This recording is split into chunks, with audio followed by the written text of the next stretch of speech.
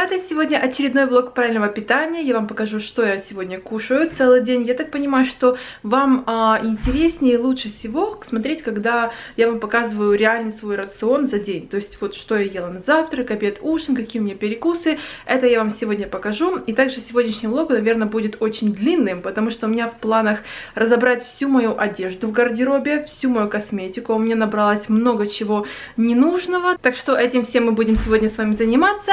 Ну, а мы пойдем с Эмкой покушаем сейчас. Кстати, я хочу взять рецепт из моей книги. Я готовлю эти оладьи яблочные уже очень-очень давно. И, кстати, напишите мне в комментариях, кто пользовался этими рецептами из моей книги. Понравились ли они вам?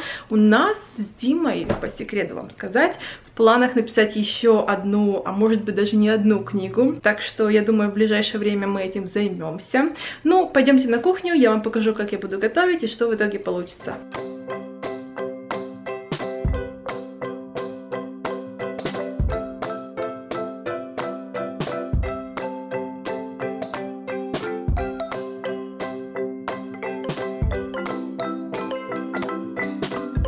Мне тут пришла посылка, и, скорее всего, это зимние вещи. У меня очень много разных кофточек, маечек, шортиков, а вот чего-то реально теплого у меня нет. И это мне совсем скоро пригодится. Но пока что это секрет. Давайте посмотрим, что внутри. Я заказала себе теплый спортивный костюм. Ух ты! Качество вроде бы неплохое. Такого розового оттенка. Здесь по бокам идут белые такие полосочки. Я надеюсь, что этот размер мне отлично подойдет. Здесь вот такая вот кофточка. Очень хорошенькая, правда. Это кардиган. У меня просто есть, но он уже такой очень, ну, потасканный. Это единственная теплая вещь вообще, которая у меня есть. Пожалуйста, рукава не будьте короткими. Ну да, коротковатый, совсем чуть-чуть, но коротковатый все-таки. Странно пахнет, вот именно он странно пахнет, как будто какой-то едой. Ой, такой милый, класс, рюкзачок такого серого цвета. Я его заказала для каких-то поездок, чтобы так просто взять, допустим, или спортивную форму положить вовнутрь. Очень неплохой, кстати говоря. Такой и для парней, и для девушек. Карманчик потайной сбоку. Так, ну что, ребят, прошло где-то 1,5 часа после моего завтрака. Обычно я тренируюсь не на голодный желудок, и вообще по этому поводу питание до и после тренировки, примеры, вообще все особенности я освещу в моем ближайшем видео. Я уже сняла этот ролик, мне нужно только его смонтировать, так что по поводу питания до и после тренировки мы еще с вами поговорим. Также я сейчас выпила 1 капсулу L-карнитина примерно за 20-30 минут до тренировки. Вообще я его пью для поддержания сердца в первую очередь. Ну и вообще он как бы помогает сжигать жиры и давать тем самым вам энергию. Это, конечно, в коей мере бустер, и это не постоянная добавка. Его вот нужно принимать именно тогда, когда вы в процессе похудения, в процессе жиросжигания. Мне нужно килограмм так 5, я бы, наверное, сказала, скинуть. Так что я этим сейчас и занимаюсь. И я буду сейчас одновременно и снимать вам тренировку. Открою такую завесу тайны. Сейчас я снимаю новый комплекс для вас. Он будет называться «Успей похудеть». Это моя тренировка на сегодня. Вообще меня сегодня ждет жесть полнейшая, потому что я планирую снять сегодня 2 тренировки. И на минуточку, это тренировки Табата. Это супер жиросжигающие тренировки. Сегодня я снимаю 4-ю. И запомните это лицо без капельки пота. Мы с вами встретимся через пару секунд. Здравствуйте. Вот так вот я выгляжу после тренировки. Я надеюсь, не одна я такая красотка после тренировки. Сейчас делаю перекус. И, кстати, я только заметила, что случилось с моими лосинами. Это будет очень смешно смотреть именно в самом комплексе на тренировке, как будто бы реально напрудила в штаны. В общем, я прямо сейчас делаю перекус. У меня здесь протеин, 1 порция и 200 мл воды. Я обычно в воде разбавляю протеин. И вот такой вот маленький кусочек банана. Это, наверное, 1/4 банана. И как раз вот такой вот перекус, белок, около 24 грамм порции. И я не знаю, сколько здесь грамм углеводов, но очень мало. То есть небольшое количество белка. Вот такой вот перекус будет идеален после тренировки, если у вас цель похудеть. Так что, если что, чтобы вы знали.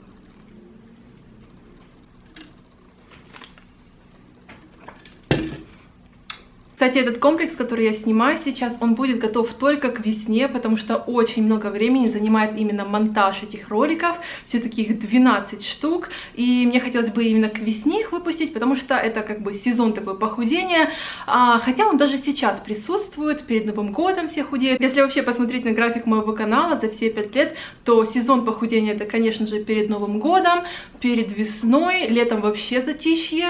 Да, наверное, перед Новым годом и весной. Это, наверное, самые популярные сезоны. Вообще, даже у нас сейчас за окном какое-то подобие осени, зимы, что-то очень пасмурное и совсем не мотивирующее на какие-то подвиги, а тем более похудение. Как я сказала вам ранее, у меня сейчас есть в целях немножко похудеть, скинуть эти 5 несчастных таких килограмм, потянуть кожу, укрепить мышцы, потому что все-таки я ослабла, я очень часто занималась и серьезно занималась в зале, если вы помните. Сейчас у меня вот только такие вот домашние тренировки. Иногда я хожу в зал, но это очень так несерьезно. Поэтому сейчас я, наверное, мотивируюсь своими старыми фотками. Я знаю, какой я могу быть, моя максимально классная форма. У меня эти фотографии есть, я на них смотрю и прям вот мотивируюсь. Но вообще, как мне кажется, самый лучший вид мотивации — это, наверное, деньги. Не, ну вот правда, я уже сколько слежу за проектом «Бешеная сушка», и я просто поражаюсь, насколько успешны ребята, как у них круто это все получается, организовать такую реально крутецкую игру и завести публику, чтобы они действительно соревновались и при этом получали свои результаты. И сейчас у них проходит 18-й сезон,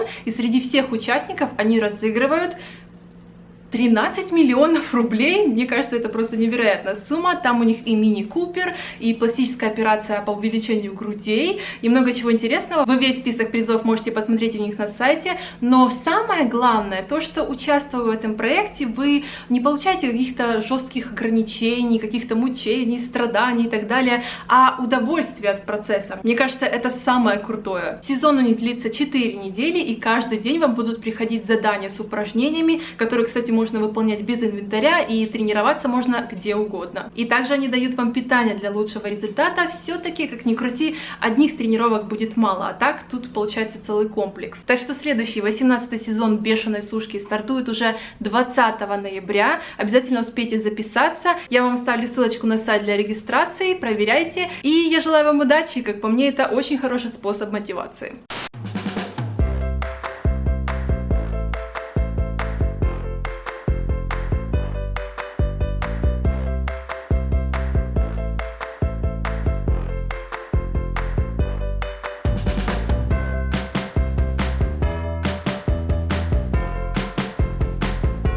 Сейчас у меня будет следующий прием пищи. Я приготовила здесь очень вкусную курочку. Просто куриную грудку порезала на кусочки, добавила специи, перемешала с перчиком сладким, моим маленьким, любимым, вкусным. Добавила немного чеснока и шпината. Начинку я буду выкладывать на вот такой вот лаваш. Вот такая у него упаковка, типа как шпинатом, что ли. И добавлю также пару ложечек сальсы. Я, кстати, хочу попробовать органический кетчуп с айхерба. Кто-то из вас пробовал вот этот вот? Напишите, если что, в комментариях. Вот хочу заказать. Не знаю, как он будет по вкусу. Пока что добавляю какие-то там соусы типа сальс, но немного. Потом буду сворачивать и, в принципе, кушать. Вот такой вот у меня будет обедик.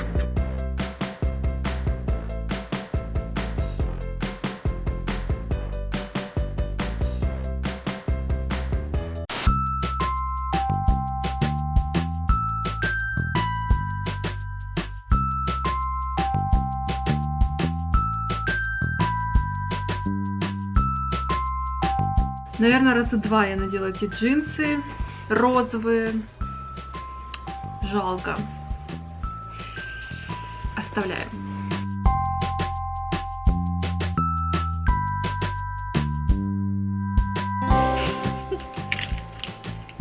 Зачем я это купила?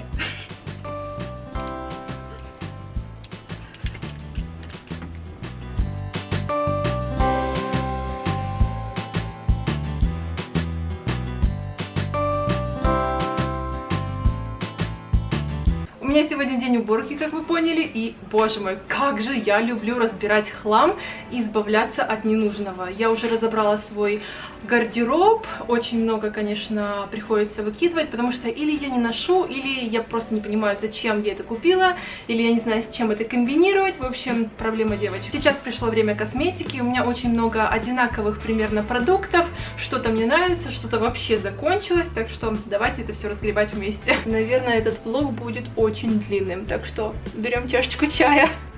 Закончилась у меня эта затирка от NYX, очень она мне понравилась, правда, очень быстро расходуется. Так, вот все мои тональные средства, и из всех них мне больше всего нравится от L'Oreal матирующий и вот этот BB-крем, очень легкий, то есть если когда у меня кожа не проблемная, я использую его, так что оставляю только два. Корректоры, у меня есть вот такой в виде палеточки, мне, если честно, он не очень нравится, так что я его сразу же откидываю. NYX мой самый любимый, и его тут больше всего. Также мне очень нравится от Skin 2, тоже очень хороший, не забивается в поры, но он уже практически закончился. Также у меня очень много вот этих тюбиков от Lancome с цветокоррекцией, с контурированием. Я оставлю, наверное, только зеленый, который убирает красноту. Все остальное, ну, как бы мне не нужно. Да, кстати, всю эту ненужную косметику я ни в коем случае не выкидываю на мусорку, я ее буду отдавать в Goodwill. Тут есть в Америке такие центры помощи, что-то в этом роде, и всю одежду тоже. Румяна, бронзеры. У меня есть Hoola, мне в принципе очень нравится, такой нейтральный оттенок,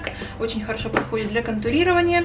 Что-то примерно такое у меня, наверное, находится в таких однушках, это тоже Skin 2.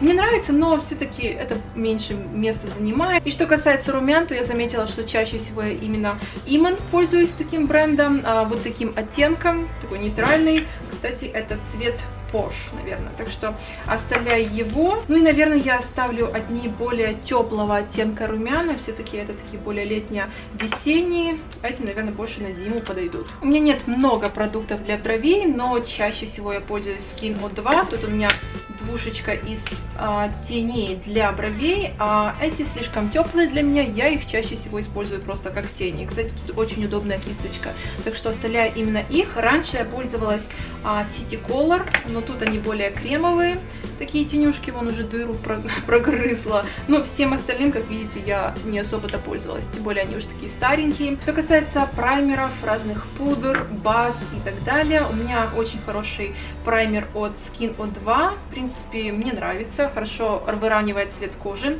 оставляем. Также у меня вот такая пудра рассыпчатая, тоже от этого же бренда, вы знаете, чтобы выпекать лицо, именно та самая пудрочка, очень хорошо она убирает блеск лица, оставляю. Так, хайлайтеры. У меня есть вот такая палетка, чудо-палетка, на которую вылился клей для ресниц, я просто не могу его отшкребсти никак. Здесь 4 вида хайлайта, и я пользовалась только этим. Для них же опять нужна вот такая веерная кисточка. Классно, конечно, очень смотрится, так по-вечернему, дорого-богато, но я не знаю, может быть, если я ее вымою, конечно, я ее оставлю, но этот хайлайтер от Benefit мне очень нравится, он такой нейтральный, девичий, что ли, и на лето, на весну самое оно. Тени. У меня есть такие однушки от NYX, очень мне нравится этот оттенок, конечно, муторно с ним пользоваться, все рассыпается на свете, и, в принципе, примерно такой же оттенок у меня от Bella Peer, он немножко в розовизну уходит, но примерно одно и то же.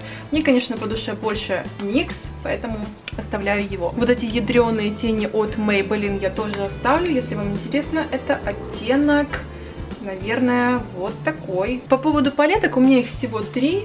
Первая от The Balm, очень нейтральные оттенки на каждый день, для голубых глаз идеально подходит, вот эта краснота, такие в меру теплые оттенки оставляю, даже если она уже затерта до дыр, я вот реально ей очень часто пользуюсь, очень-очень нравится. Следующая палетка от Sleek, не знаю, мне всегда хотелось раньше палетки с какими-то яркими необычными оттенками, и по факту я их использую очень-очень редко, некоторые я вообще даже не прикасалась к ним.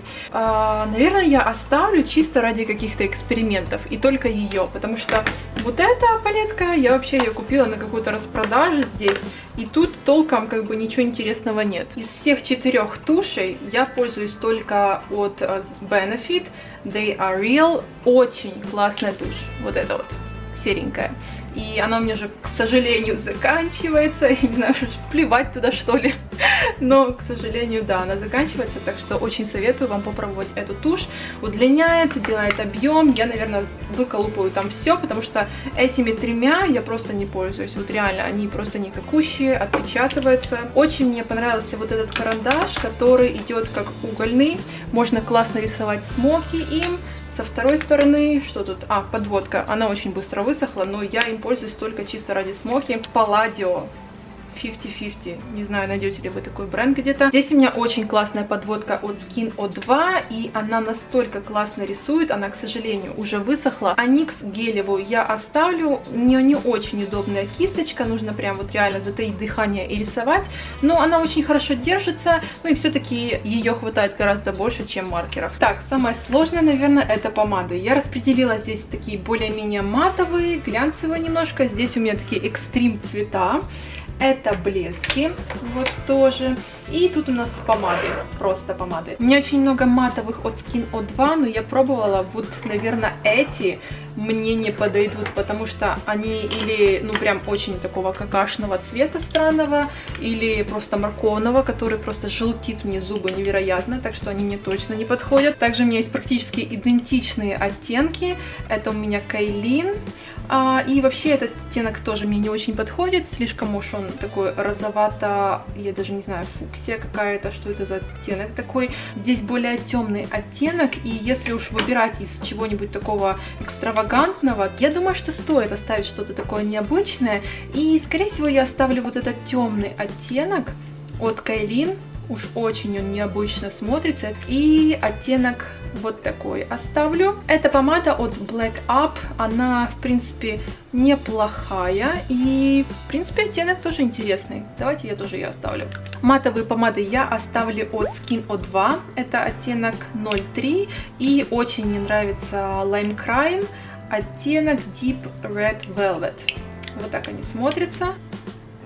Вот это такой очень хороший нейтральный оттенок. И вообще, когда я хочу выделить цвет зубов, я беру более темные оттенки для помады. Матовые малиново-красные помады. У меня есть от NYX, и в чистом виде я ее очень редко использую. Я обычно добавляю какой-то блеск, типа такого, но в чистом виде она все-таки желтит мне зубы. Как видите, такой морковный оттенок. Кому-то морковные хорошо идут. Вот мне они прям реально желтят зубы. Вот эта помада матовая была куплена еще в России, и она мне настолько нравится. Это номер 407 от L'Oreal. Не знаю, есть ли они еще в продаже. Это такой благородный матовый красный оттенок. Настолько он классно смотрится. И тоже вторая помадка от Lime Crime. Отличнейший цвет. Мне действительно идет он. И видите, какая разница между этим оттенком, более морковным, и таким ближе к малиновому. Что касается блесков, то у меня их немного. Вот эти от Imen, они, мне кажется, слишком какими-то бабскими. Оставлю обязательно от Kailin. Он у меня, к сожалению, уже практически заканчивается. 11 номер. Очень нейтральный. На каждый день я его, бывает, смешиваю с разными другими помадами. Отличнейший цвет, такой коралловый. И второй блеск, это у нас Yves Saint Laurent. Шил мне сарафан. Такая кисточка очень странная, и он больше такой коричневатый цвет уходит. Тоже, мне кажется, слишком он какой-то, не знаю, старческий, что ли. Но сама помада по качеству очень классная. У меня есть очень классная, которую я оставлю и без понятия, что это за бренд. Мне, наверное, стерся он. 030 номер. Отличный такой нейтральный нюдовый оттенок. Я надеюсь, вам видно. Очень классный. На ежедневное применение, опять же. И из всех помад, которые у меня есть, это все Imen, бренд такой.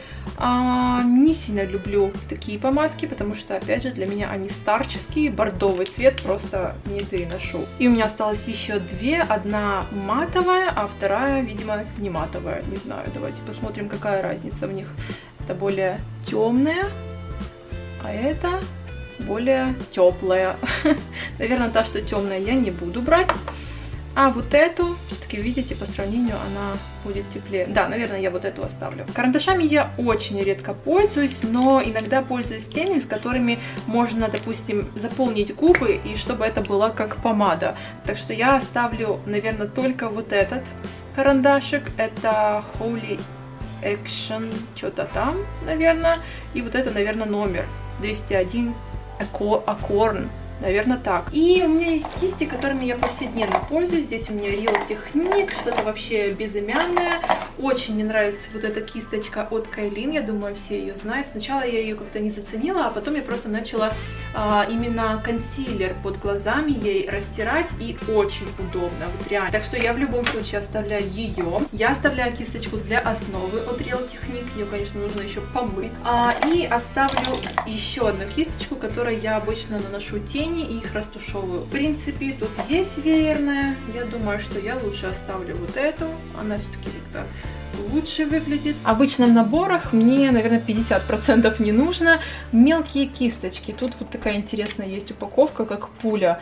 И здесь такая классная мелкая такая кисточка. Я думаю, она отлично подойдет или для помад, или для рисования стрелок. Хотя я вот вижу, что тут вот для стрелки будет отличная. Или вот это, допустим, для бровей отлично подойдет. Какое отличие между этой и той, хрен его знает. У меня есть вообще древняя кисточка от Naked 2, и я пользуюсь здесь только вот этой вот частью для растушевки нижнего века. И я думаю, что, наверное, вот это могла бы стать ей заменой.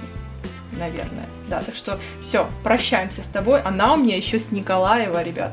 Это вообще раритет какой-то. Вот что у меня осталось по итогу. Да, ни много ни мало. Было, конечно, заполнено больше отсеков в моих акриловых таких вот коробочках. И вот целый пакетище, который я буду отдавать. Ребят, я знаю, что многие спрашивают меня, могу ли я отправить посылкой то, что мне не нужно, вещи, которые я не ношу, или косметика, которой я не пользуюсь. Я делала это в России, в Украине, когда мы переезжали куда-то, или мне просто было много лишних, ненужных мне вещей. Сейчас, если я буду слать отсюда что-то в Россию или в Украину, в какие-то далекие страны, это обойдется мне в такую копеечку, это просто очень тяжело, чтобы вы понимали, я бы могла это сделать, но все-таки тяжеловато это все.